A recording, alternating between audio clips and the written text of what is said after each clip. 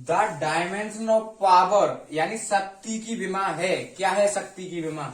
Air force x group में 2021 में आया हुआ सवाल है, लास्ट ईयर पूछा गया प्रश्न। आप देख सकते हो, शक्ति की विमा बतानी है आपको, तो इसकी क्या होगी? जैसा कि हमें ज्ञात है, हमें पता है कि शक्ति का जो फॉर्मूला होता है P बराबर W/T होता है। अब हमें इसकी निकालनी है शक्ति की विमा। कार्य की विमा होती है mL2T-2 अपॉन समय की जो विमा होती है वो होती है T। अब देखिए ये T नीचे आ रही है, अगर ये ऊपर जाएगी तो इनवर्स में हो जाएगी, तो यानी देखिए mL2T-2 ये तो है ही, और ये नीचे से ऊपर जाएगी तो इनवर्स में जाएगी इंटू T पे पावर -1 यानी T इनवर्स। अब आप देखिए यहाँ पे mL2T, अब माइनस का 2 और माइनस का 1 कितने हो गए? -3। अब आप इसे देखिए, इस ऑप्शन में कहीं दिख रहा है आपको? ये है नहीं, ये किसकी विमा है? कार्य की। mL2T-3 और mL2T-3 ये मैच हो रहे, तो यानी यही आपका राइट आंसर है। अगर mL2T+3 आ जाए तो +3 है नहीं, क्योंकि -3 है, इनवर्स है, ऊपर जाएगा। T है, ये प्लस है, ऊपर जाएगा तो माइनस का हो जाएगा, और यहाँ पे -2 और -1 कितना हो जाएगा? यानी -2 और -1 -3 हो जाएंगे। तो ऐसे करके ये है। तो उम्मीद है आपको ये पता चला होगा कि एयरफोर्स 2021 में जो प्रश्न आया था, यहां तक मुझे ज्ञात है ये 7:30 बजे आया था, शिफ्ट M में आया था, ग्वालियर में आया था। ग्वालियर जिन भाइयों ने दिया होगा एग्जाम, उनके पहले ही शिफ्ट में 7:30 बजे की सुबह में ये प्रश्न दे रखा था। उम्मीद है बहुत से बच्चों को ये पता होगा, बहुत से भाइयों को पता होगा, तो आप इसे नोट कीजिए। One of the most important formula है ये, आप इसे नोट कर सकते हो।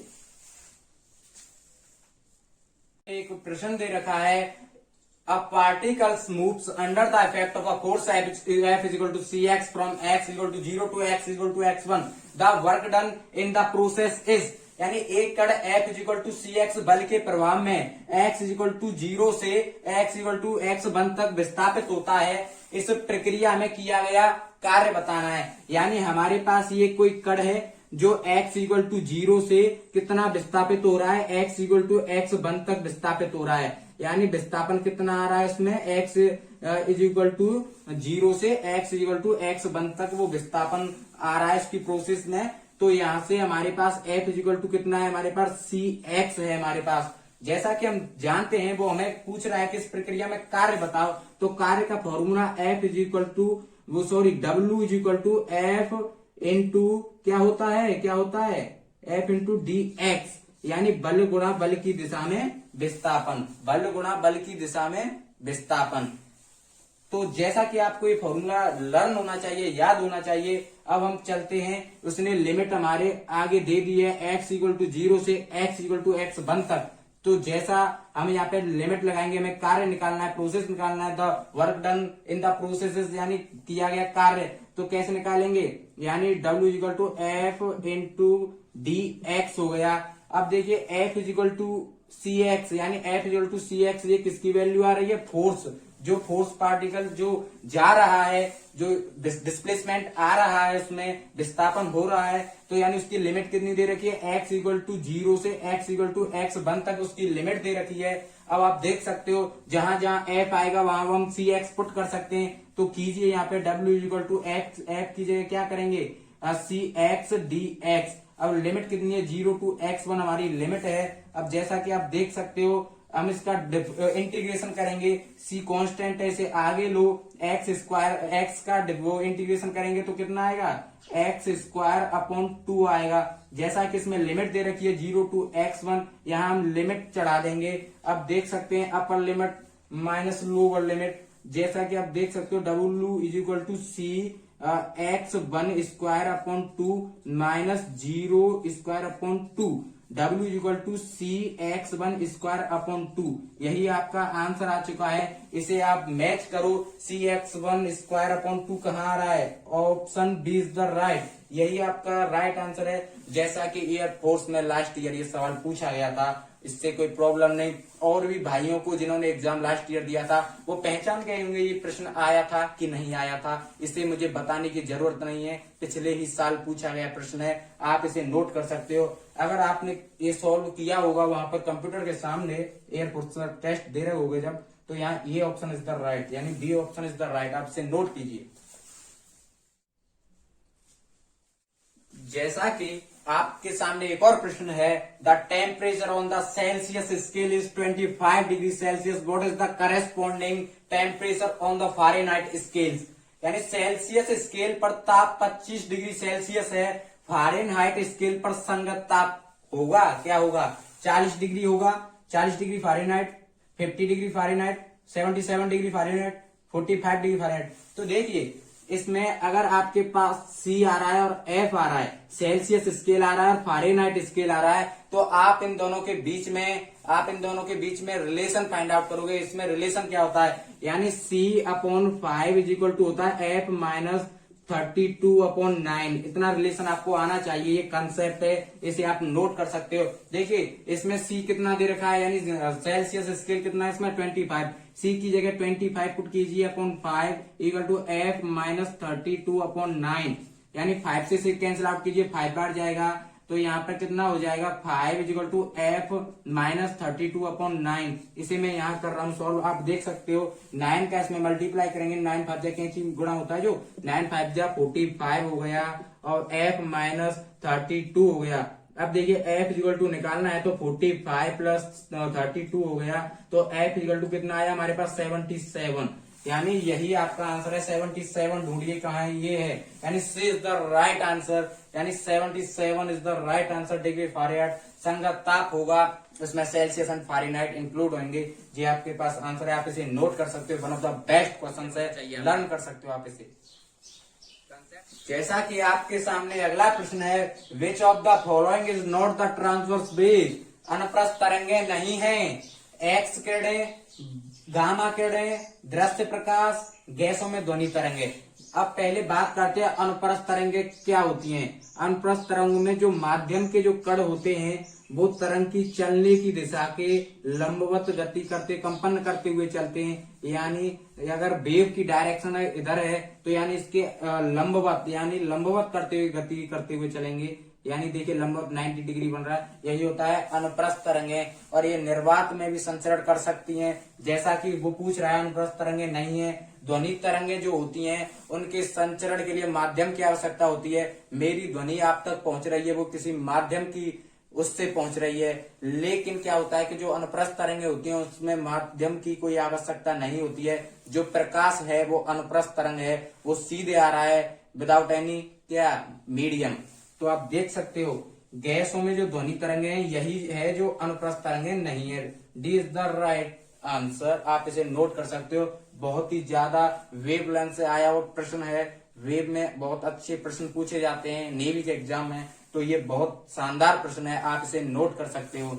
मुझे पता है आपके सामने में ऐसी ऐसी टेस्ट सीरीज लेके आऊंगा कि आपके होश उड़ जाएंगे उन प्रश्नों को देखते देखते, क्योंकि उनमें आपके लिए लगभग में 200 कंसेप्ट दे के जाऊंगा।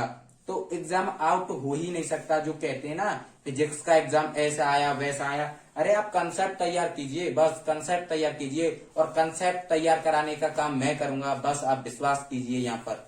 और मैं आपको बताऊंगा 2 बार मैंने एयरफोर्स का एग्जाम निकाला था, तो मुझे वहां से पूरी नॉलेज है एग्जाम में क्वेश्चंस कहाँ से बनता है। नेवी का एग्जाम निकाला था तो वहां से मुझे पूरी नॉलेज है कि प्रश्न कहाँ से बनता है।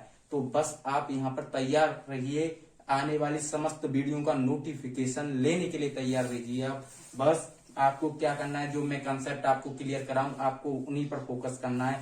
पढ़ाई तो कीजिए, फिजिक्स कंप्लीट कीजिए, लेकिन ऐसी टेस्ट सीरीज दुनिया में ढूंढने से भी नहीं मिलेगी, ये मेरा आपसे प्रॉमिस है। आप जब जिस दिन एग्जाम से होकर आओ, यानी एग्जाम देकर आओ, उसके बाद टेस्ट सीरीज में आए हुए प्रश्नों को आप देख सकते हो। बस इतना है, आप जल्दी कीजिए। जैसा कि आपके सामने एक और प्रश्न है, a particle is executing simple harmonic motion with a period of t second and amplitude a metre, the shortest time it takes to reach a point a upon √2 metre from its mean position in seconds. जैसा कि आप समझिए हिंदी में, सरल आवर्त गति करते हुए कण का आवर्तकाल t सेकंड है तथा आयाम a मीटर है। माध्य स्थिति से a अपॉन √2 मीटर की दूरी पर स्थित एक बिंदु तक पहुंचने में इसके द्वारा लिया गया न्यूनतम समय बताना है। यानी इसमें टाइम बताना है। तो जैसा कि आप सिंपल हार्मोनिक मोशन के अंदर जाइए, आपके एक कंसेप्ट मिलेगा जो मेन पोजीशन पर आते हैं, निकलते हैं, y is equal to A sine omega T. बहुत से भाइयों को ये समझ आ गया हुआ ये कंसेप्ट जो सिंपल हार्मोनिक मोशंस में आया है। इस कंसेप्ट को आप नोट कर सकते हो। जैसा कि आपको बता रहा हूं, इसमें y इक्वल टू कितना दे रखा है, इसमें कितना दे रखा है, y इक्वल टू माध्य स्थिति से कितना आ रहा है वो a upon root two. y equal to कितना आ रहा है, a अपॉन रूट टू, यानी y इक्वल टू क्या आ रहा है, a अपॉन रूट टू। ठीक है भाई। अब सेकंड बात करते हैं, y की जगह a अपॉन रूट पुट कर दिया, a की जगह a हो गया साइन ओमेगा टी। अब देखिए a से a कैंसिल आउट हो गया। अब देखिए 1 upon root two, 1 upon root two sine is equal to sine omega T. इसे यहां करूंगा मैं सॉल्व, देखिए यानी 1 upon two root sine omega two, यानी साइन में 1 अपॉन रूट टू कितने की वैल्यू होती है, पाई बाई 4 की। कितने की होती है, पाई बाई 4 की होती है। और आप देख सकते हो वहां क्या बचा, ओमेगा टी। जैसा कि हम जानते हैं ओमेगा की वैल्यू जो होती है, ओमेगा की जो वैल्यू होती है, omega equal to 2 pi upon T होती है। यानी ओमेगा की जो वैल्यू होती है 2 पाई अपॉन टी होती है। जहां ओमेगा आएगा वहां पे 2 पाई अपॉन टी पुट करेंगे, कितना आएगा, पाई बाई 4 ओमेगा की जगह 2 pi upon T small T. अब देखिए पाई से पाई कैंसिल आउट हो गया, 2 का यहाँ कैंची मार्क कीजिए और यहाँ पे कैंची मार्क गुणा कीजिए। अब जैसा कि आप देख सकते हो टी का इसमें करेंगे, यहाँ ऊपर आएगा टी और 4 2 जा 8, ये यहाँ आ गया और यहाँ पे टी। ये आपका आंसर निकल के आ चुका है, जो कि इंडियन एयरफोर्स का पसंदीदार क्वेश्चन है ये। जैसा कि आप देख सकते हो T upon 8, C is the right answer. उम्मीद है आपको ये amplitude and shortage distance time between takes time आपको समझ आएगा। यानी सरल आवर्त गति सिंपल हार्मोनिक मोशंस के अंदर क्वेश्चन हमेशा एक क्रिएट होता है। इस कंसेप्ट को आप नोट कर लीजिए, one of the very very very very most important है भाई साहब, आप इसे नोट कर सकते हो।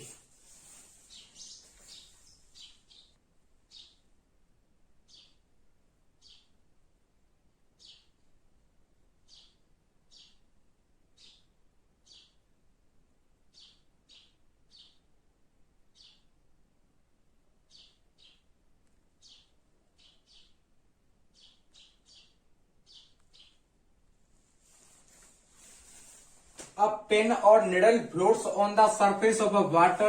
The reason for this is, यानी जल की सतह पर एक सुई या पेन तैरती है, इसका कारण क्या है। इसका कारण बहुत से भाइयों को तो देखते ही कर लिया हुआ, इसका आंसर क्या है, इज द राइट आंसर। यानी पृष्ठ तनाव, सरफेस टेंशन के कारण ही कोई वस्तु है वो जल की सतह पर तैर सकती है। यानी कि जो सुई या पेन तैर रही है वो पृष्ठ तनाव के कारण, सरफेस टेंशन के कारण ही तैर रही है। इज द राइट आंसर, आप इसे नोट कीजिए।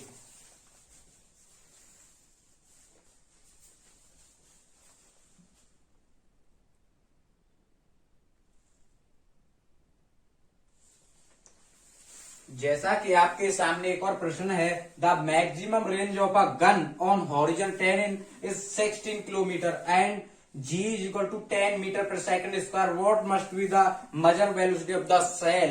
यानी क्षैतिज तल पर एक बंदूक की अधिकतम परास 16 किलोमीटर है। यदि G is equal to 10 metre प्रति स्क्वायर सेकंड स्क्वायर है, तो गोली का प्रक्षेपण वेग क्या होना चाहिए, यानी मजल वेलोसिटी। तो इसके लिए आपको एक कंसेप्ट याद होना चाहिए, R इज इक्वल टू होता है V स्क्वायर अपॉन G। अब देखिए इसमें से हमें प्रक्षेपण वेग करना है, जिसे बहुत म्यू के नाम से जानते हैं, पर हम यहाँ V नोट करेंगे अपनी सुविधा अनुसार। तो V square is equal to हो जाएगा आर जी। कैसे, इसका कैंची मार किया, V square is equal to r जी।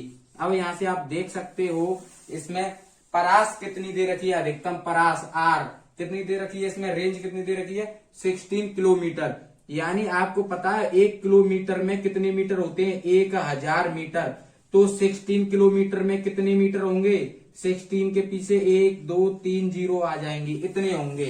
तो देखिए बी स्क्वायर, यानी इसे अगर स्क्वायर को हटाएं तो यहाँ रूट लग जाएगा, रूट आर जी हो जाएगा। अब जैसा कि आपको मैं यहाँ बताता हूँ, v इज इक्वल टू क्या हो जाएगा, r की जगह कितना कर देंगे हम, 16,000 कर देंगे, 1 2 3 इतनी आ गई, इनटू आगे आप आपका जी कितना है, जी आपके पास 10 है तो यहाँ 10 कर देंगे। v इज इक्वल टू, अब देखिए यहाँ पे इसका हम रूट लें तो कैसे लेंगे, 16, 1 2 3 0, 1 2 3 और 1 0 ये। अब देखिए इसमें हमें इसमें रूट निकालना है बाहर, तो देखिए 16 का कितना आ जाएगा 4, ये 2 जीरो का जोड़ा, ये 2 जीरो का जोड़ा, तो 1 0 1 0 यानी मीटर प्रति सेकंड, यानी 400 मीटर प्रति सेकंड होगी उसकी मजल वेलोसिटी, उसका प्रक्षेपण वेग। तो आप देख सकते हो B is the right answer and B option is the right answer. आप इसे नोट कर सकते हो। बेहद बेहद इंपोर्टेंट क्वेश्चन है एयरफोर्स के लिए, नेवी के लिए, बेहद एग्जाम में कई बार पूछा गया है। बिल्कुल एग्जाम ओरिएंटेड टेस्ट सीरीज यहाँ आपको देखने को मिलेगी। आप बस बेफिक्र होकर इन कंसेप्टों को तैयार करते रहिए, प्रॉब्लम नहीं आने दूंगा, आपसे मेरा प्रॉमिस है। बस आपने नोट कीजिए।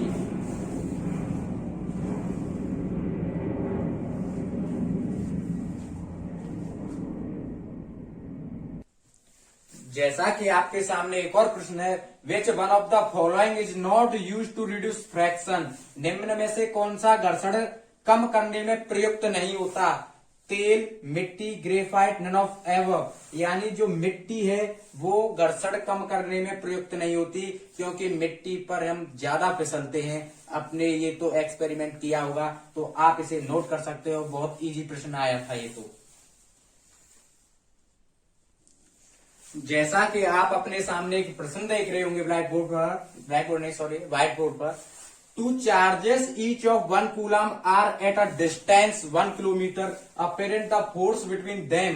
दो प्रत्येक 1 कूलम आवेशों को, यानी कूलम जो है उन पर आवेश कितना है, Q1 और Q2 दोनों पर कितना है, प्रत्येक पर 1 कूलम आवेश है, और दोनों के बीच की दूरी जो R होती है, जो बीच की दूरी वो कितनी है, 1 किलोमीटर। हम जानते हैं कि 1 किलोमीटर में कितने मीटर होते हैं, 1000 मीटर। तो हमें इससे काम पड़ेगा, यहाँ पर इसे नोट कर देता है। आपको पता होगा 1 किलोमीटर में 1000 मीटर होते हैं। फिर आइए उनके मध्य लगने वाला बल, तो यानी मैंने कूलाम का लॉ पढ़ाया है, आप वीडियो भी देख सकते हो। F इज इक्वल टू क्या होता है, 1/4 पाई एप्सिलॉन नॉट के Q1 Q2 upon R square. और इसकी जो वैल्यू होती है वो कितनी होती है, F इक्वल टू 9 गुणा 10⁹ प्रयोगों के आधार पर निकली है ये, इनटू यानी Q1 Q2 की वैल्यू कितनी है, 1 × 1 1 कूलम है, और R जो बीच की दूरी है वो कितनी है, 1 किलोमीटर। 1 किलोमीटर में 1000 मीटर होते हैं, जिसे हम 10⁻³ भी लिख सकते हैं, यानी 10 क्यू मीटर। इसे ऐसे भी कर सकते हैं। अब देखिए तो R की जगह कितना लिखूंगा मैं, 10⁻³ उसका क्या हो रहा है यहाँ पे स्क्वायर, यानी 10Q का अगर स्क्वायर करें तो कितना आ जाएगा, 10⁻6 आ जाएगा।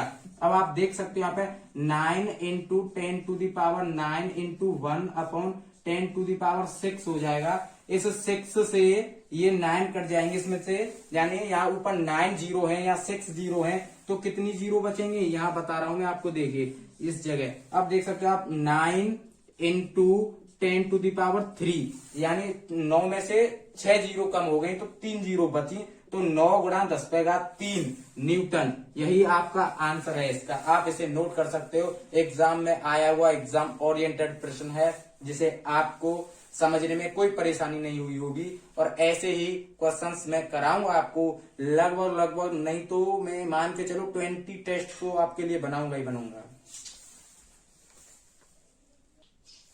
जैसा कि आपके सामने प्रश्न है, the relation between angstrom and nanometre.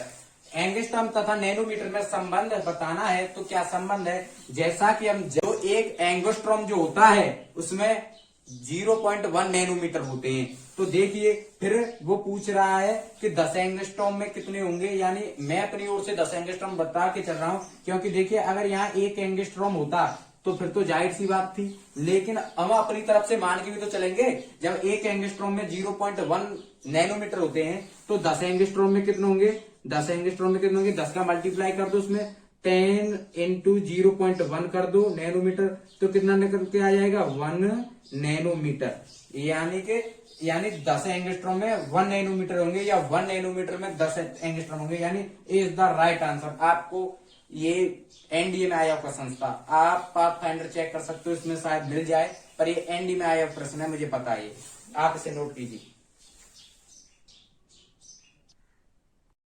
आपके सामने प्रश्न है, the displacement of a particle is proportional to the cube of the time, escape how does the acceleration of the particle depends on time obtain. यानी किसी कण का विस्थापन समय के तृतीय घात के समानुपाती है। यानी जो विस्थापन है नहीं, जो एस प्रोपोर्शनल है किसके है समानुपाती, समय की तृतीय घात के समानुपाती है। यानी समय की तृतीय घात के समानुपाती है विस्थापन, किसी कण का विस्थापन समय की तृतीय घात के समानुपाती है। तो त्वरण समय के साथ किस प्रकार परिवर्तित होगा, यानी कि हमें इसमें ए फाइंड आउट करना है, त्वरण निकालना है। तो त्वरण कैसे निकालेंगे, देखिए हम जानते हैं कि विस्थापन परिवर्तन की जो दर होती है ds अपॉन dt, विस्थापन परिवर्तन की दर को क्या कहते हैं, हम वेग कहते हैं।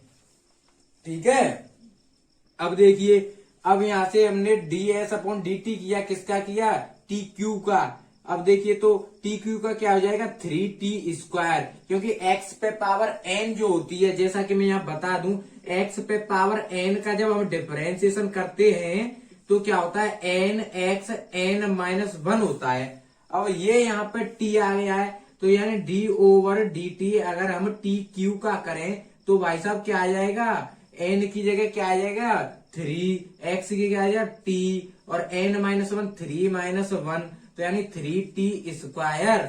ऐसे ही तो मैंने निकाला 3t²। यानी यहाँ से हम डिस्प्लेसमेंट का क्या कर देंगे, डिफरेंशिएशन करेंगे। क्यों करेंगे, क्योंकि हमें पता है विस्थापन परिवर्तन की दर क्या कहलाती है, विस्थापन परिवर्तन की दर ही तो वेग कहलाती है। अब देखिए, अब वेग तो हमारे पास निकल के आ गया। अब वेग के बाद हमें क्या निकालना है, त्वरण, क्योंकि त्वरण अगर हम निकाल लेंगे तो हमारा आंसर डायरेक्टली आ जाएगा। तो देखते हैं, अब यहाँ से अब हमें वो पता है कि वेग परिवर्तन की जो दर होती है उसे हम क्या बोलते हैं, एक्सेलरेशन, त्वरण बोलते हैं। विस्थापन परिवर्तन की दर को बोलते हैं वेग, और वेग परिवर्तन की दर को बोलते हैं भैया त्वरण। तो यानी अब यही तो हमें फाइंड आउट करना है। अब करिए 3t² का क्या हो जाएगा 6t हो जाएगा। पता है कैसे होगा ये, देखिए कैसे होगा मैं बताता हूँ। मुझे उम्मीद है कि आपने इसका जो क्लू समझ लिया होगा x पे पावर n का, तो इसे मैं मिटा देता हूँ। इसके बाद मैं आपके लिए अब इस 3t² का डिफरेंशिएशन बताता हूँ। d/dx अगर 3t² का अगर हम डिफरेंशिएट करेंगे, यहाँ पर x के रेस्पेक्ट में t के में होगा, तो ये कि कांस्टेंट है, इसे बाहर ले आओ 3d/dt, और यहाँ t² का करेंगे। अब t² का x पे पावर n से ही खोल लेना, पिछला बताया तो है अभी 2 मिनट क्या 1 सेकंड पहले ही तो बताया है। इसे x पे पावर n का nx n-1 जो उससे निकालेंगे, ये 3 कांस्टेंट है, इनटू इसका डिफरेंशिएशन करेंगे तो t² का क्या निकल गया 2t, तो यानी 3 इंटू 2t कितना हो जाएगा, 3 इंटू 2t कितना हो जाएगा 6t।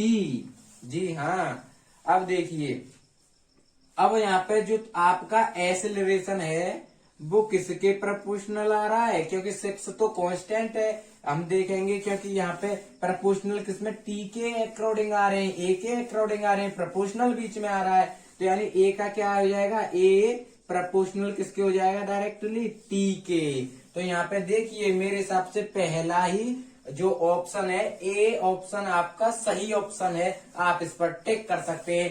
टेस्ट सीरीज है, एक्स ग्रुप की है, नेवी WSSR की है, ये बहुत मोस्ट एंड क्या बताऊं आपको, बहुत फेमस है, ये टॉप अप टाउन है, ये चर्चित हैं, ये यानी परीक्षा के पसंदीदार प्रश्न हैं जो अक्सर पूछ लिए जाते हैं। उम्मीद है आपको समझ आया होगा, आप इसे नोट कर सकते हो।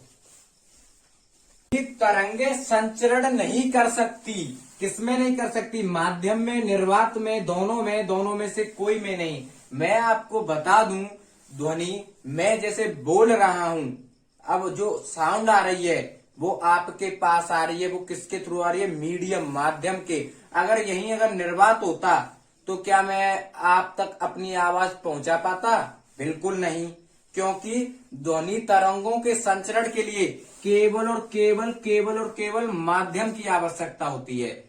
ठीक है, तो यानी ध्वनि तरंगे संचरण नहीं कर सकती, यानी निर्वात में संचरण नहीं कर सकती। संचरण के लिए माध्यम होना आवश्यक है। अगर कहें कि हम हैं अंतरिक्ष में, वहां निर्वात होता है और वहां मैं आपसे बोलूं तो मेरी आवाज आप तक नहीं पहुंच पाएगी। क्यों नहीं पहुंच पाएगी? क्योंकि ध्वनि जो है वो निर्वात में गमन नहीं करती। तो आपकी समझ में आया होगा, तो आप इसे नोट कीजिए।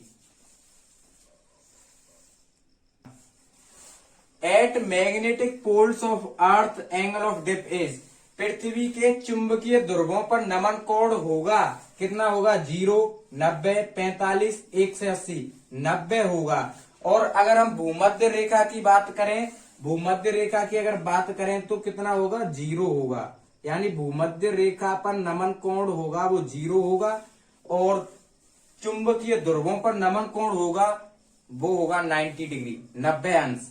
तो आप इसे नोट करिए। जैसा कि अब आपके सामने प्रश्न है, एनडीए 2016 की सेकंड शिफ्ट में आया, सेकंड पेपर है, यानी अब 1 kilowatt hour is equal to, 1 kilowatt घंटा किसके बराबर है? तो पहले मैं इसे समझाने से पहले आपको कुछ इंपोर्टेंट फैक्ट देना चाहता हूं। देखिए, 1 किलोवाट घंटा, अब इसमें आप देख सकते हो 1 किलोवाट में कितने वाट होते हैं। ये बेसिक इंफॉर्मेशन आपको आनी चाहिए। जो 1 किलोवाट होता है उसमें 1000 वाट होते हैं। कितने वाट होते हैं? 1000 वाट। तो यानी अब हमें अलग अलग करना पड़ेगा, यानी 1 किलोवाट इंटू आवर। अब यहाँ पे आप देख सकते हो 1 किलोवाट में कितने वाट हुए? 1000 वाट हुए, इंटू, और आवर को 60 इंटू 60 कर देंगे, यानी इसे कन्वर्ट करेंगे तो आप सब देख सकते हो। यहाँ पे 6 और 6 का मल्टीप्लाई करेंगे 36 हो जाएगा। 1 0 2 3 4 5, यानी कितनी जीरो है? 1 2 3 4 5। अब इसे लिखने का तरीका ये है, 30 इंटू जीरो काउंट कीजिए, 1 2 3 4 5 इंटू 10 टू द पावर 5। अब यहाँ पे आप ऑप्शन देख सकते हो, यहाँ पर कहीं मैच हो रहा है। पहला ऑप्शन 36 गुणा 10 का घात 3, ये नहीं है। दूसरा 36 गुणा 10 का घात 5, हाँ यही है। यानी बी क्या है? हमारा राइट आंसर है। ये आपको समझना चाहिए था। पहले जो इन्फॉर्मेशन है ये आपको आनी भी चाहिए थी, लेकिन मैंने फिर से बता दिया है। 1 किलोवाट में 1000 वाट होते हैं, ऐसे करके एक बेसिक इन्फॉर्मेशन थी। आई होप आपको समझ आएगी। आप इसे नोट कीजिए।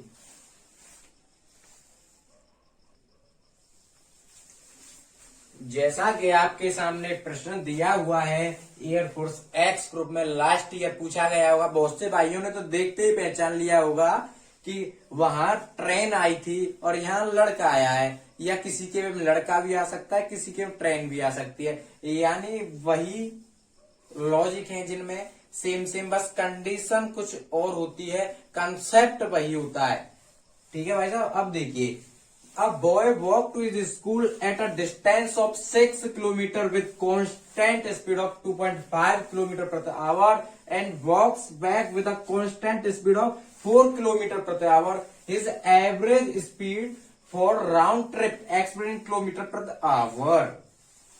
एक लड़का 6 किलोमीटर दूर स्थित अपने स्कूल 2.5 किलोमीटर प्रति घंटे की नियत चाल से जाता है तथा 4 किलोमीटर प्रति घंटे की नियत चाल से लौटता है।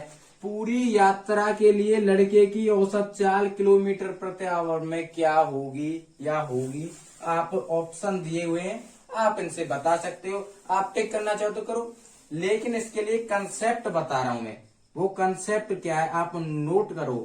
कंसेप्ट, अगर ऐसा क्वेश्चन एग्जाम में दोबारा बने तो आप तोड़ लो। जब कोई वस्तु, यानी जब कोई वस्तु क्या करती है? जब कोई वस्तु समान दूरियां भिन्न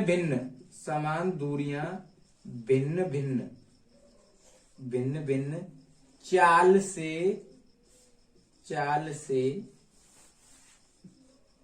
तय करती है। हाँ जी, यही कंसेप्ट है और इसी कंसेप्ट बेस्ड क्वेश्चन पूछे जाते हैं। और मेरी एक आपसे गुजारिश है कि आप इस कंसेप्ट को लर्न कीजिए।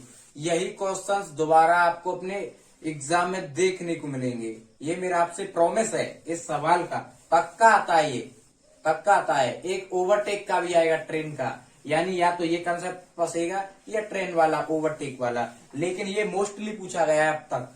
तो ये हम तैयारियां तो बहुत करते हैं, चेक्स पढ़ देते हैं, रटने लग जाते हैं, एक पढ़ना पढ़ दिया और याद करने लग गए, लेकिन क्या आपको कभी उन कंसेप्ट से परिचित हुए जो एग्जाम ओरिएंटेड हैं? तो नहीं परिचित हुए तो ये तो बहुत अच्छी बात है, क्योंकि अब परिचित हम कराएंगे आपको, हर एक प्रश्न से परिचित कराएंगे। तो देखिए, जब कोई वस्तु समान दूरियां, अब जैसे देख सकते हो कि लड़का है 6 किलोमीटर दूर उसका स्कूल है, तो वो 2.5 किलोमीटर की चाल से जाता है, फिर 4 किलोमीटर की चाल से क्या है लौटता है वापस। तो यानी क्या हुआ, तो यानी दूरी तो सेम है भैया, यानी समान दूरियां, लेकिन चाल ही तो भिन्न भिन्न है। यहाँ पे 2.5 की है और यहाँ पे कितनी है, 4 की है। तो इसके लिए कंसेप्ट है, जब कोई वस्तु समान दूरियां भिन्न भिन्न चाल से तय करती है, तो इसके लिए जो वेलोसिटी होती है, जो एवरेज निकालते हैं, यानी औसत वेग निकालेंगे, वो क्या आएगा, 2v1v2 upon v1 plus v2। यही वो कंसेप्ट है जिसे आप नोट कर सकते हो। ये पूरा ही कंसेप्ट है, आप इसे नोट करो, लर्न करो, कुछ भी करो। अब मैं इसे आपको बताता हूं, देख सकते हो आप, 2v1 यानी v इक्वल टू, निकालिए एवरेज कितना आएगा इसका, 2 इंटू v1 की वैल्यू कितनी वेलोसिटी है पहली, 2.5, तो यहाँ 2.5 इंटू दूसरी कौन सी आई निकल के, 4 ही तो है, 4 किलोमीटर, अपॉन v1 कितनी है इसकी, 2.5 प्लस v2 कितनी है, 4। अब आप इसे करिए, यहाँ पे देखिए 25 4 जा 100, तो यानी एक अंक बाद पॉइंट लग जाएगा तो 10 आएगा, और 10 का मल्टीप्लाई 2 से करेंगे तो 10 2 जा 20 आएगा, अपॉन 2.5 और 4 कितने हो गए, 4 और 2 6.5। अब यहाँ से पॉइंट को हम उड़ा देते हैं, तो ऊपर एक जीरो बढ़ा देते हैं। अब आपसे काटिए, कितने से कटेगा, अब ये कितने से कटेगा, अब आप काट सकते हैं इसे, ये कट जाएगा आपका 2 से कट जाएगा, वे 5 4 जो 5 से कट जाएगा, ये 5 से कट जाएगा 40 बार, ठीक है, और 5 से कट जाएगा ये 5 1 जा 5 5 3 जा 15, यानी कि 14/13। यही आपका राइट आंसर है। यानी कि उस लड़के की जो औसत चाल होगी, वेलोसिटी एवरेज जो होगा, उसका औसत चाल जो होगी वो किलोमीटर प्रति आवर में जो होगी वो 14/13 होगी। जी हाँ, यही है। इसमें आप ऑप्शन चेक कर लीजिए, पहला ही ऑप्शन राइट है। आपकी समझ में आया होगा ये कंसेप्ट, उम्मीद है आप इसे नोट कर सकते हो। वेवलेंथ इज हाई, निम्न में से किसकी तरंग दैर्ध्य अधिक है, गामा रेस गामा किरणें, एक्स रेस एक्स किरणें, और जैसा कि आपके सामने तीसरा ऑप्शन है यूवी रेस अल्ट्रावायलेट यानी परावैंगनी किरणें। तो आपको पता होना चाहिए जो गामा किरणें जो होती हैं उनकी जो वेवलेंथ होती है, जो तरंग दैर्ध्य होती है, वो 0.0004 एंगस्ट्रॉम से लेकर के कितना होती है, 1 एंगस्ट्रॉम होती है, 1 एंगस्ट्रॉम। फिर आती है बात किसकी, एक्स रेज की। इनकी जो तरंग दैर्ध्य जो होती है वो इनकी होती है 0.1 एंगस्ट्रॉम से 100 यानी 100 एंगस्ट्रॉम। फिर आती है किसकी, परावैंगनी की। इनकी तो पता ही होगा, लैम्बडा कितने से कम होता है, 4000 एंगस्ट्रॉम से। आप इन्हें देख सकते हो। और यानी इसकी कितनी थी, एक गामा की 0.0004 एंगस्ट्रॉम से कितना था, 1 एंगस्ट्रॉम। फिर बात आती थी एक्स किरणों की, इसका था 0.1 एंगस्ट्रॉम से कितना था, 100 एंगस्ट्रॉम। तो यानी ऐसे करके सबसे अधिक किसकी नजर आ रही है आपको, परावैंगनिक रेज, यानी यही तो आपका राइट आंसर है। तो ऑप्शन इज राइट। आपकी समझ में आ गया होगा, ये आपका क्लू है। कैसे आया, उम्मीद है सभी भाइयों को ये समझ आया होगा। आपको पता भी होगा, वैसे एग्जाम में पिछले लास्ट ईयर भी ऐसा पूछा गया था, लेकिन उसमें क्या था, इनक्रीज होता हुआ पूछा गया था। भाई इनक्रीज तो हम यहाँ भी कर सकते नहीं करते, जब हमें वेवलेंथ पता होगी तो कोई प्रॉब्लम नहीं है। यानी वेवलेंथ तरंग दैर्ध्य आपको याद करनी पड़ेंगी, आप याद कीजिए। याद कराने का कार्य हम करेंगे। हर एक टेस्ट सीरीज में हर एक चैप्टर से हर एक प्रश्न उठाएंगे आपके लिए विद कंसेप्ट। लगभग 200 कंसेप्ट तैयार कराएंगे। पेपर अब की बार बाहर नहीं जाएगा। जो बोलते ना पेपर आउट हो गया, पेपर बाहर नहीं जाएगा, यही कंसेप्ट है। तैयार कराऊंगा लगभग 20 टेस्ट सीरीज आपके लिए लेकर आऊंगा, बस धमाकेदार। एयरफोर्स का बेहद चहेता प्रश्न आपके सामने है। जी हाँ, यही वो एयरफोर्स का चहेता प्रश्न माना गया है, जो एयरफोर्स अपने हर एक एग्जाम में कंडक्ट कराने के लिए इसे हर बार पूछता है कि भाई बताओ the displacement x of a particle along a straight line at t time is given by x equal to a naught बोल लो या ए जीरो बोल लो plus A1t plus A2t t square. The acceleration of the particle is समय t second में एक सरल रेखा के अनुदेश किसी कण का विस्थापन x निम्न सूत्र द्वारा व्यक्त किया गया है। x is equal to a naught बोल सकते हो या ए जीरो बोल लो plus A1t plus A2t square. इस कण का त्वरण बताना है। इस कण का क्या बताना है? त्वरण। हमें पता है ये जो है वो कण का क्या है, ये समीकरण डिस्प्लेसमेंट बता रहा है, यानी विस्थापन बता रहा है। विस्थापन बता रहा है, डिस्प्लेसमेंट क्या बता रहा है भाई साहब? ये डिस्प्लेसमेंट टी समय के अकॉर्डिंग डिस्प्लेसमेंट यानी विस्थापन हमें बताया जा रहा है। वो समीकरण है वो साफ साफ दे रखा है, a naught plus A1t plus A2t square. जब हमारे पास विस्थापन की एक नींव मौजूद है तो फिर क्या करना है, उसमें त्वरण हमें फाइंड आउट करना है। त्वरण बोले तो एक्सेलरेशन हमें फाइंड आउट करना है। तो कैसे करेंगे? विस्थापन हमारे पास दे रखा है, समीकरण के अकॉर्डिंग विस्थापन परिवर्तन की जो दर होती है वही तो वेग कहलाती है, और वेग परिवर्तन की जो दर होती है वही तो त्वरण कहलाती है। यानी दो कंसेप्ट हैं इसमें।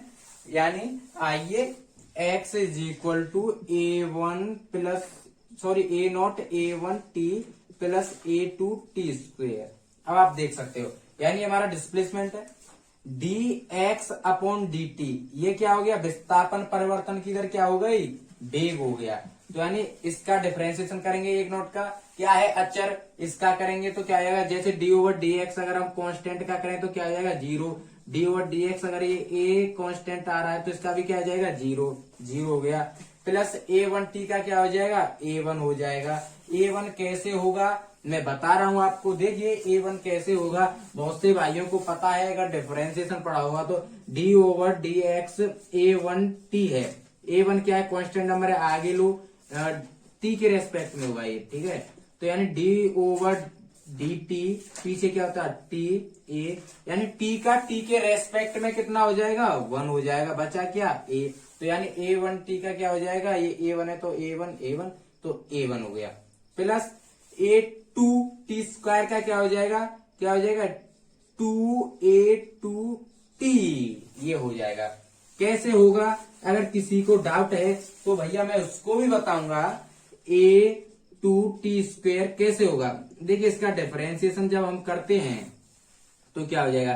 कांस्टेंट को हम आगे ले आते हैं, यानी A2 डी ओवर डी, यहाँ x के रेस्पेक्ट में नहीं t के रेस्पेक्ट में होगा तो t स्क्वायर। जैसा कि मैंने बताया है x पे पावर n को जब हम खोलेंगे तो nx n-1 होगा। जैसे ऐसे होगा nx n-1 तो यानी 2t1, यानी ये क्या होगा? 2t। तो ऐसे ही करके A2 इसका डिफरेंशिएशन क्या आ जाएगा? 2t1 यानी 2t आ जाएगा। अब आपके पास A2 2t है, इसे हम कैसे लिख सकते हैं? यानी 2 को अगर आगे लाएं तो 2A2t ऐसे लिख सकते हैं। बात तो बराबर है। ये रही बेसिकली बात डिफरेंशिएशन की, जो आपको आनी चाहिए। अरे आप यार मैथमेटिक्स के स्टूडेंट हो, डिफरेंशिएशन तो आपके लिए कुछ नहीं लगता, तो बहुत से भाइयों को समझ आ गया हो। अब बात आती है वेग परिवर्तन की दर को क्या कहते हैं? dv upon dt। इसे क्या बोलते हैं? त्वरण, एक्सेलरेशन बोलते हैं, त्वरण बोलते हैं। अब देखिए जीरो का तो जीरो है, A1 कांस्टेंट आ गया, इसका करेंगे तो फिर जीरो हो जाएगा। प्लस इसका करेंगे तो क्या बचेगा? 2A2 t का t के रेस्पेक्ट में हो जाएगा 1। तो यानी आपका जो एक्सेलरेशन है वो किसके रेस्पेक्ट में कितना आया? कितना आया 2A2। आप इसे ऑप्शन में चेक कीजिए अगर ये कहीं दिख रहा है, यही तो थर्ड पूछा गया था हमसे, थर्ड बताओ भैया। तो यानी सी आपका ऐसा ऑप्शन है जो कि हमारे आंसर को मैच कर रहा है। तो भाई हम 101% इसे टिक करेंगे। जी हाँ, उम्मीद है आपको समझ आई होगी ये प्रश्न, तो आप इसे नोट कर सकते हो, कीजिए। एक उत्तल लेंस की फोकस दूरी 50 सेंटीमीटर है तो इसकी शक्ति निम्नलिखित होगी। इसमें से आपको सर्च करनी है कि इसकी शक्ति, उसकी क्षमता, उसकी पावर क्या होगी। इसके लिए आपके पास दो बेहतरीन कंसेप्ट हैं। एक मीटर कंसेप्ट है, CONCEPT कंसेप्ट, और एक कंसेप्ट है आपका सेंटीमीटर कंसेप्ट। आपको याद आ गया होगा P इज इक्वल टू होता है 1/F, वो भी किसमें होता है, मीटर के अंदर। एक कंसेप्ट होता है P is equal to 100/F, वो भी किसके अंदर होता है, सेंटीमीटर। यानी मीटर कंसेप्ट, सेंटीमीटर कंसेप्ट। तो आप देख सकते हो यहाँ पे मैं आपको बताना चाहूंगा, जब हम 50 सेंटीमीटर को मीटर में कन्वर्ट करेंगे 50 सेंटीमीटर को मीटर में कन्वर्ट करेंगे तो कितना आएगा, 0.5 मीटर निकल के आपका आएगा। कन्वर्ट करते हैं, अब देखिए, और P इज इक्वल टू 1 यानी हमारी जो F कितनी निकल के आई, अगर हमने सेंटीमीटर को मीटर में कन्वर्ट किया तो 0.5। अब देखिए इस पॉइंट को मैं उड़ा देता हूं, ऊपर 0 बढ़ा देता हूं, 5 से इसे काटो तो P इक्वल टू कितना निकल गया, 2। कितना निकल गया, 2 डायोप्टर, ये आ गया। ठीक है, वैसे तो हमारा आंसर आ चुका है, ये मैच कर गया ए ऑप्शन, लेकिन फिर भी सेंटीमीटर कंसेप्ट की तरफ चलते हैं। तो P is equal to 100/F की वैल्यू कितनी दे रखी है सेंटीमीटर में, 50 सेंटीमीटर, तो यहाँ 50 लिख दो। हमने चेंजेस क्यों नहीं किए, क्योंकि सेंटीमीटर कंसेप्ट में ऑलरेडी बना हुआ है। तो 50 से ये कट गया, कितनी बार गया, 2 डायोप्टर आपका आंसर आएगा। यानी दोनों कंडीशन सेम है, कंसेप्ट कोई भी हो, सेंटीमीटर हो, मीटर हो, बस आपको इजीली आना चाहिए उसका तोड़। और मैंने आपको ये समझा दिया है। उम्मीद है आप सभी भाइयों को ये test X group navy WSSR में पसंदीदा एक क्वेश्चन माना गया है। ये ज्यादातर डब्ल्यू में पूछा जाता है ये प्रश्न, एयरफोर्स में तो कम आता है, लेकिन डब्ल्यू का पसंदीदा क्वेश्चन है, नेवी के अंदर आता है, कोस्ट गार्ड में भी आता है, तो आप इसे नोट कर सकते हो।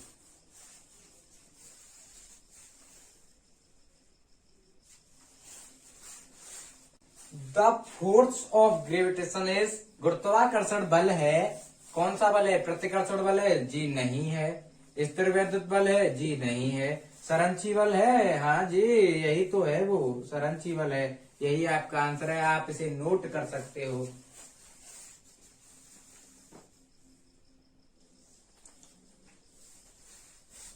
At what temperature the centigrade and Fahrenheit reading are the same? किस ताप पर सेंटीग्रेड एवं फारेनहाइट स्केल के पाठ बराबर होंगे। तो आपको पता है जब बात आती है सेंटीग्रेड और फारेनहाइट पर, तो आपको रिलेशन तुरंत याद आ जाना चाहिए माइंड में, क्या होना चाहिए, C/5 इक्वल टू होता है F - 32/9। जी हाँ, ये रिलेशन आपके माइंड में आ जाना चाहिए, ये कंसेप्ट है, ये कंसेप्ट है, इससे ही हम इस क्वेश्चन को सॉल्व करने वाले हैं। अब आप देख सकते हो, क्या देख सकते हो कि वो कह रहा है किस ताप पर, एट व्हाट टेम्परेचर, हमें नहीं पता भैया किस ताप पर ये बराबर होंगे, जब हमें ना तो C के बारे में मालूम है ना F के बारे में, हमें नहीं पता कि किस ताप पर होंगे, ना तो हम सेंटीग्रेड का पक्ष लेंगे ना फारेनहाइट का लेंगे। तो ऐसी जब कंडीशन जब आ जाती है तो भाई क्या करें, माइंड बड़ा रिलेशन फाइंड आउट करना पड़ेगा। यानी सेंटीग्रेड और फारेनहाइट में क्या रिलेशन होता है, C/5 is equal to F - 32/9, ये रिलेशन हमारे माइंड में सबसे पहले आ जाना चाहिए। फिर इसके बाद एक क्लू आता है, यार हमें ना तो ये पता है कि सेंटीग्रेड और ना हमें फारेनहाइट, यानी किसकी रीडिंग सेम आएंगे, किस ताप पर आएंगे, हमें नहीं पता, वो तो हमें फाइंड आउट करना है। ना हमें ये पता है तो हमें इनके लिए एक कांस्टेंट ले लेंगे, या जिसे कुछ भी बोल सकते हो, लेट द वैल्यू, यानी कोई भी वैल्यू मान सकते हो। मैं मान के चलता हूं वो वैल्यू x है, यानी C is equal to F is equal to x। हमें नहीं पता भैया इनकी क्या वैल्यू है, तो हमने x मान ली, यानी x यहाँ upon 5 is equal to x minus 32/9। अब इसमें कैंची गुणा कीजिए, क्रॉस मल्टीप्लाई जिसे इंग्लिश में बोलते हैं, हिंदी वाले भैया बोलते हैं कैंची मल्टीप्लाई, इंग्लिश वाले भैया बोलते हैं क्रॉस मल्टीप्लाई। तो क्या फर्क पड़ता है? It makes no difference. सही है। Whatever does God does, everything is exist over here. Now let's see 9x आ गया आपके सामने, 5 का इसमें करेंगे तो क्या आ जाएगा 5x माइनस 5 का 32 में मल्टीप्लाई करेंगे, 5 2 जा 10 की 0 कैरी गई 1, 5 3 जा 15 और 1 कितने हो गए 16। ये देखिए, अब देख सकते हो यहाँ पे आप, यहाँ माइनस ही तो है यहाँ। अब देखिए 9 है, ये 5 है, इसे हम इधर ले आएंगे तो 9x minus 5x equal to क्या हो जाएगा 160 हो जाएगा। 9x में से 5x गए तो 4x हो जाएगा, 160 हो जाएगा।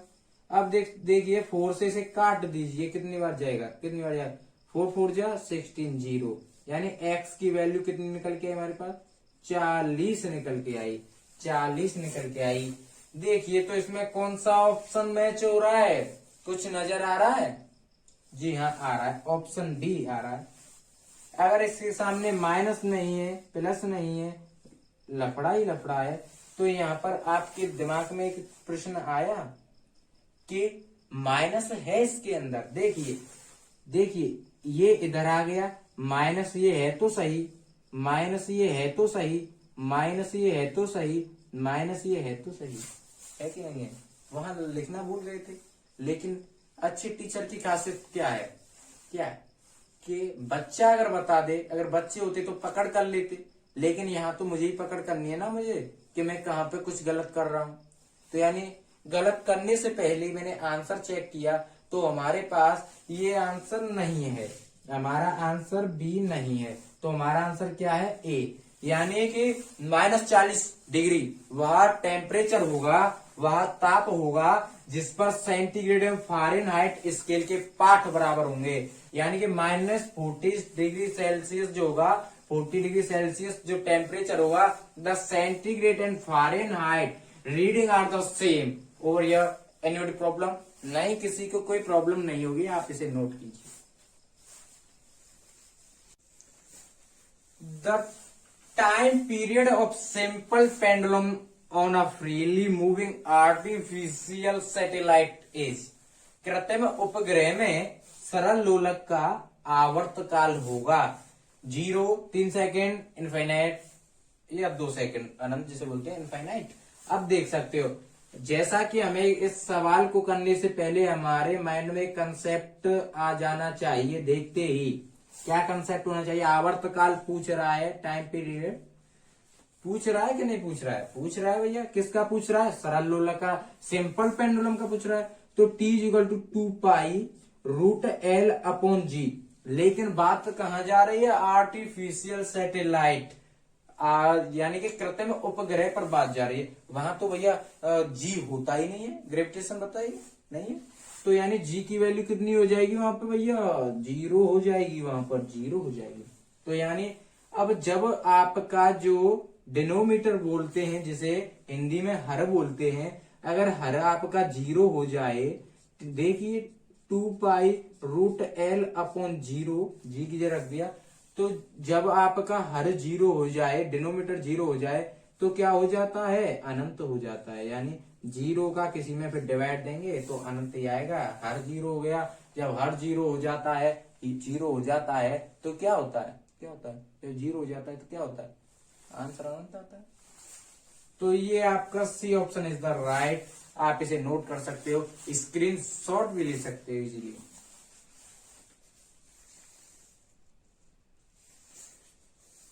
The resistance of a wire is R if the length of wire is doubled by stretching, then the new resistance will be। यानी किसी तार का प्रतिरोध, रेजिस्टेंस जो है वो R है, उसे हम ऐसे स्ट्रेच करके उसे 2 गुना कर देते हैं। ये था, स्ट्रेच किया, 2 गुना कर दिया, यानी स्ट्रेच करके उसकी लंबाई 2 गुनी कर दी, तो उसका जो नया प्रतिरोध बना वो क्या होगा? इसके लिए एक कंसेप्ट आपके माइंड में आ जाना चाहिए, और नहीं आया तो मैं बता दूंगा, टेंशन मत लो। R1 इज इक्वल टू होता है एन स्क्वायर इंटू आर। जी हाँ, अब आप देख सकते हो, यहाँ पे देखिए n की वैल्यू कितनी दे रहा है वो, n की वैल्यू क्या कह रहा है कि वो खींचकर कितना कर रहा है, 2 गुना। यहाँ देखिए कितना हो जाएगा, यानी 2 गुना n इज इक्वल टू कितना हो जाएगा, 2, 2 गुना हो रहा है, तो यानी 2 का स्क्वायर इंटू आर, यानी ये अपॉन नहीं है, कहीं अपॉन समझ ले कोई, ऐसे है, ठीक है। 2 का स्क्वायर कितना आएगा, 4, और ये r, यानी अगर उसे हम स्ट्रेच कर दें तो उसमें ये कंसेप्ट लगेगा, R1 is equal to R1 क्यों आया, R1 न्यू रेजिस्टेंस है, R आपका पुराना रेजिस्टेंस है जो दे रखा है, प्रतिरोध है, यानी R1 नया, R पुराना, तो यानी R1 is equal to n square into r आपका ये कंसेप्ट है। इसमें n की वैल्यू यानी स्ट्रेच करके 2 गुना कर दें तो क्या आ जाएगा, 4R। अगर मान के चलो 3 गुना कर दें, n इक्वल टू 3, क्या हो जाएगा, 3 3 जा 9, तो वही है, क्या आ जाएगा, 9R। तो ऐसे करके कर सकते हैं आप, लेकिन आपका आया क्या है, ऐसा 4R कहाँ है, ये रहा, तो आपका B option is the right answer. आप नोट कीजिए, स्क्रीनशॉट लीजिए, उम्मीद है आपको पसंद आएगा।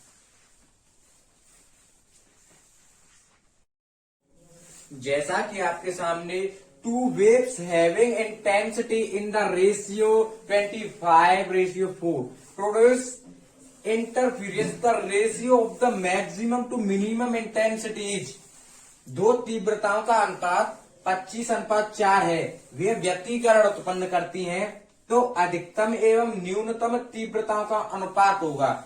यानी व्यतिकरण वाले चैप्टर से है, तो इसमें क्या करना होगा, आपको कंसेप्ट पता होना चाहिए कि वो कंसेप्ट क्या होगा जिससे ये हम इसे सॉल्व करने वाले हैं। देखिए, अगर इंटेंसिटी क्या है, मैक्सिमम, और अगर इंटेंसिटी क्या है, मिनिमम, यही तो निकालना है। तो इसे देखिए कैसे निकालेंगे, इसका ये कंसेप्ट है √I1, अगर मैक्सिमम है तो प्लस होगा, और √I2 का होल स्क्वायर अपॉन, अगर माइनस है यानी मिनिमम है तो माइनस में जाएगी 101%, माइनस फिर क्या आ जाएगा, √I2 का होल स्क्वायर। यही कंसेप्ट है जिससे हम इसे सॉल्व करने वाले हैं। अब देखिए इसे करेंगे कैसे, यहां बता रहा हूं मैं, देखिए यहां बता रहा हूं मैं, आई मैक्सिमम, इंटेंसिटी जो तीव्रता है मैक्सिमम होगी तो प्लस में जाएगी, और मिनिमम जो होगी तो वो माइनस में जाएगी, जैसा कि कंसेप्ट में आपको दिख रहा है। अब आप देख सकते हो यहाँ पे, अगर हमें आई लेनी है, यानी तीव्रताओं का अनुपात क्या है, 25:4, कितना है, रेशियो कितना है, इंटेंसिटी का रेशियो कितना है, 25 और रेशियो 4, यानी ये I1 है और ये I2 है। तो इसे देखिए, I1 है, यहाँ पर देखिए 25 दे रखा है, 25 यहाँ बता रहा हूं मैं, I इज इक्वल टू दे रखा है आपके सामने 25। अगर हम रूट निकालेंगे I का तो क्या हो जाएगा, √25 हो जाएगा, तो क्या निकल के आएगा, 5 आएगा, समझिए। और ऐसे ही I, ये हो गया I, और ये I1, और ये हो गया I2, ठीक है। अब I2 निकालना है, तो कैसे निकालेंगे, 4 है यहाँ पे। अब देखिए इसका हमें रूट निकालना है, I2, तो क्या आ जाएगा, 4 का भी रूट हो जाएगा, तो इसका निकल के आएगा 2, इसका 5, इसका 2। अब यहाँ रूट के अंदर √I की वैल्यू कितनी निकल के आई, 5, और √I2 की वैल्यू कितनी निकल के आई, 2।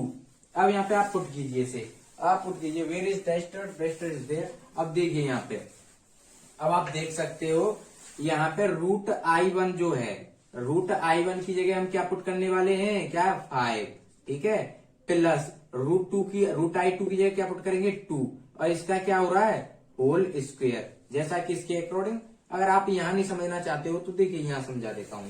देखिए I मिनिमम, ठीक है, और I मैक्सिमम ऊपर है और मिनिमम नीचे है। अब आप देख सकते हो √I1 की वैल्यू कितनी आएगी, 5, प्लस √I2 की कितनी आएगी, 2, इसका क्या हो रहा है, होल स्क्वायर। अब देखिए 5 √I1 की -2 का होल स्क्वायर। अब आप देख सकते हो 5 और 2 कितने हो गए, 7, और 7 का स्क्वायर कितना हो जाएगा, 49 अपॉन 5 - 2, 5 में से 2 गए तो 3, और 3 का स्क्वायर कितना हो जाएगा, 9, यानी I और इसका रेशियो क्या निकल के आया, 49:9, यानी 49:9, अरे सॉरी 49 क्या हो रहा है, 49:9 या 49:9। तो ऐसे करके ये रेशियो निकल गया। अब देखिए कहाँ पे है, 49:9, ये आपका आंसर है। उम्मीद है आपको कंसेप्ट क्लियर हो गया होगा। यही इसके अंदर कंसेप्ट था जो मैंने आपको बताया, आप इसे नोट कीजिए। ये one of the best Indian air force navy का कोस्ट गार्ड का क्वेश्चन है।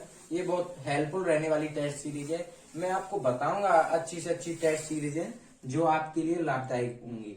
आप बस चैनल को सब्सक्राइब कर लीजिए जिससे आने वाली समस्त वीडियो का नोटिफिकेशन आप तक पहुंचा जा सके या मिल सके आपको, जिससे मैं अगर कोई भी सीरीज अपलोड करूं अपनी वेबसाइट यानी अपने यूट्यूब चैनल पर तो आपको सबसे पहले मिले।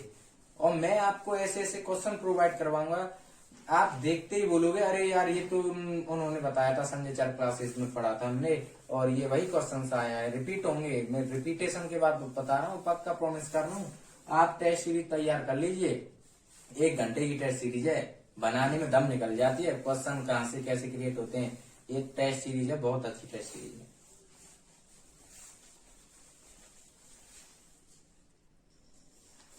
Photocell is a device to store photons, measure light intensity, convert photon energy to mechanical energy, none of these। यानी कि प्रकाश वैद्युत सेल एक युक्ति है फोटोन को जमा करने की, प्रकाश की तीव्रता को मापने की, फोटोन ऊर्जा को यांत्रिक ऊर्जा में बदलने की, कन्वर्ट करने की, या नन ऑफ दीज, इनमें से कोई नहीं। तो भाई ये तो सिंपल है, आपको पता होगा जो प्रकाश वैद्युत सेल जो होता है, फोटो सेल होता है, वो प्रकाश की तीव्रता को मापने का काम करता है, major light intensity.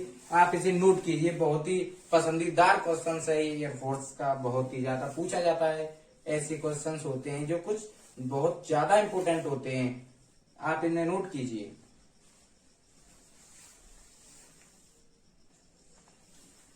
Resistance of a semiconductor at 0 degree kelvin, यानी 0 केल्विन जो ताप होता है उस पर अर्धचालक का प्रतिरोध होता है 0, 0, अनंत, इनफाइनाइट, लार्ज, बहुत, नन ऑफ दीज। अब बताइए क्या होगा, क्या होगा? अनंत, यानी 0 डिग्री केल्विन पर अर्धचालक का जो प्रतिरोध होता है वो अनंत होता है। यार आपसे एक रिक्वेस्ट है, चलो अगले क्वेश्चन में वो रिक्वेस्ट बताऊंगा, आप इसे नोट कीजिए।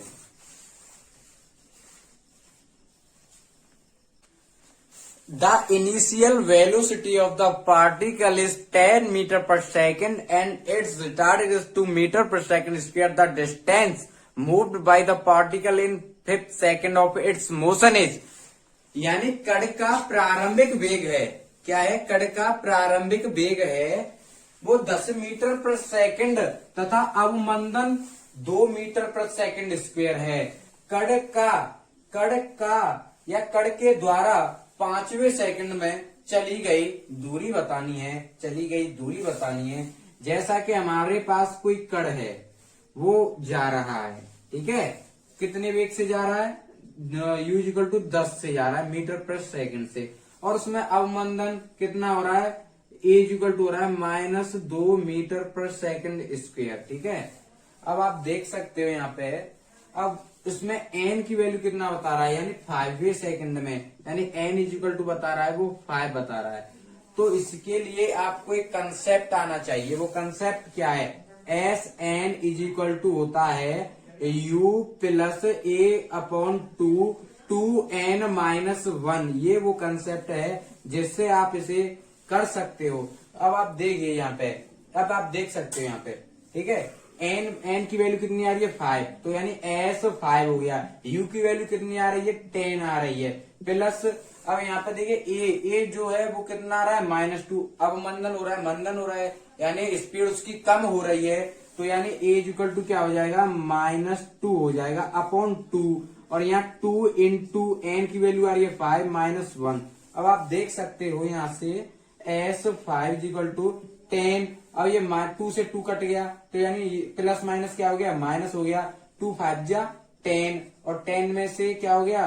-1 गया तो कितना हो गया? 9 हो गया, यानी S5 की जो वैल्यू निकल के आई वो 1 मीटर निकल के आई। कितना आई? 1 निकल के आई। अब आप ऑप्शन चेक कर सकते हो, इसमें ऑप्शन क्या दे रखा है? ये दे रखा है, तो यही आपका ऑप्शन है। अब मेरी आप सभी भाइयों से एक विनती है, एक रिक्वेस्ट है, जिसे आप हाथ जोड़ के भी कहलवा सकते हो या कैसे भी। मैंने आपके लिए इतनी टेस्ट सीरीज बनाई है जिसमें 25 प्रश्न मैंने इसमें इन्वॉल्व किए हैं, तो यार आपसे वो रिक्वेस्ट ये है कि यार इतनी मेहनत आपके लिए जो की है, इंग्लिश में लिखा है फिर हिंदी में भी लिखा है, तो भाई आप चैनल को सब्सक्राइब कर लीजिए। इससे मेरा एक काम हो जाएगा कि मुझे शेयर नहीं करना पड़ेगा, जिससे आने वाली समस्त वीडियो का नोटिफिकेशन आपके पास ऑलरेडी आ जाएगा। ये भाई इतना कर दीजिए आप, ठीक है।